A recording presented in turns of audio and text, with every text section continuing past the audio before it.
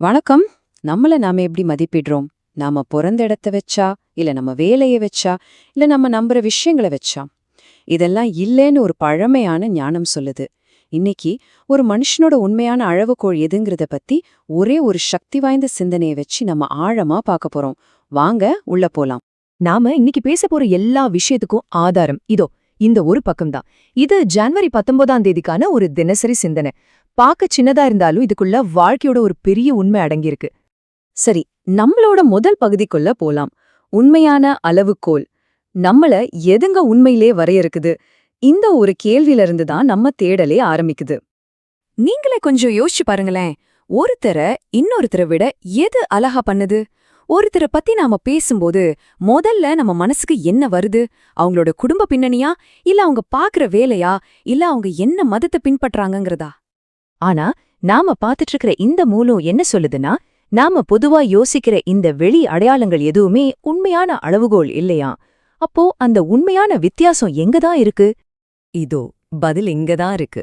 ஒரு மனுஷனுக்கும் இன்னொரு மனுஷனுக்கும் உள்ள வித்தியாசம் அவன் எந்த அளவுக்கு ஒழுக்கத்தை தீவிரமா கடைபிடிக்கிறாங்கிறதுல தான் இருக்கான்.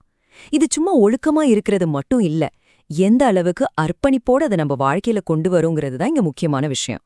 சரி, அடுத்த பகுதிக்கு போலாம். ஒழுக்கம், தீமை. இந்த ரெண்டுக்கும் உள்ள வித்தியாசத்தை நம்ம சரியா புரிஞ்சுக்கிட்டாதான் போன ஸ்லைட்ல நம்ம பார்த்த கருத்தோட ஆழமே நமக்கு புரியும்.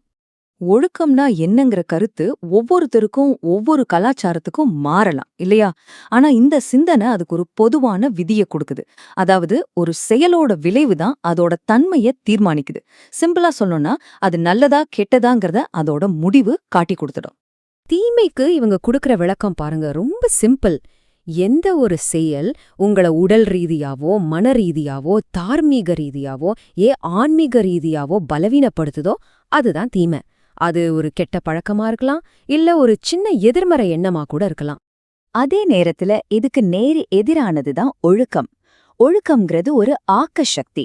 நம்ம உடம்பு, மனசு, நம்மளோட சுயம் இது எல்லாத்தையும் கட்டமைச்சு உங்கள இன்னும் வலுவான ஒரு ஆள மாத்துற எந்த ஒரு செயலும் ஒழுக்கம்தான். இப்ப பாருங்க, இந்த ரெண்டுக்கும் உள்ள வித்தியாசம் எவ்ளோ தெளிவா இருக்குன்னு. ஒன்னு நம்மள கொஞ்சம் கொஞ்சமா பலவீனப்படுத்தி அழிக்குது, இன்னொன்னு நம்மள கட்டமைச்சு உருவாக்குது. இது ஒரு கருப்பு வெள்ளை மாதிரி ரொம்ப தெளிவான ஒரு வேறுபாடு. அடுத்த பகுதிக்கு வந்தாச்சு. ஒழுக்கத்தோட தாக்கம். சரி, ஒழுக்கம்னா என்ன, தீமைனா என்னன்னு தெரிஞ்சுக்கிட்டோம். ஆனா இதனால நம்ம வாழ்க்கையில என்ன மாற்றம் வரும்? ஒரு வலுவான குணத்தை இது எப்படி உருவாக்குதுன்னு இப்ப பார்க்கலாம்.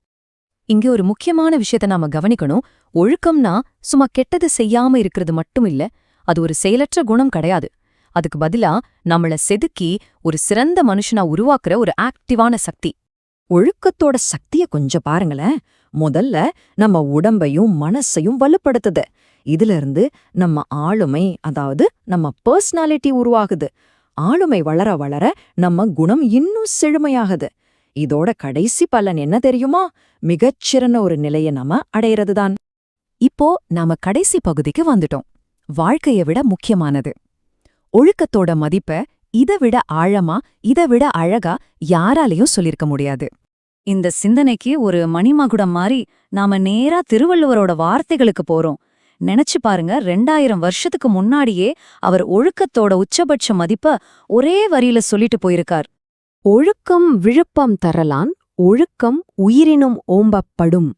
அதாவது ஒழுக்கம் ஒருத்தருக்கு சிறப்ப கொடுக்கறதுனால அந்த ஒழுக்கத்தை ஒருத்தர் தன்னோட உயிரை விட மேலா மதிக்கணும். இதை விட ஒரு சக்தி வாய்ந்த முடிவுரை இருக்க முடியுமா சொல்லுங்க? சரி, இந்த ஒரு கேள்வியோட நான் உங்களை விட்டுட்டு போறேன். ஒழுக்கம்தான் ஒரு மனுஷனோட உண்மையான அளவுகோல்னா, உங்க அன்றாட செயல்கள்ல நீங்க உங்களை எப்படி அளந்து பாக்குறீங்க?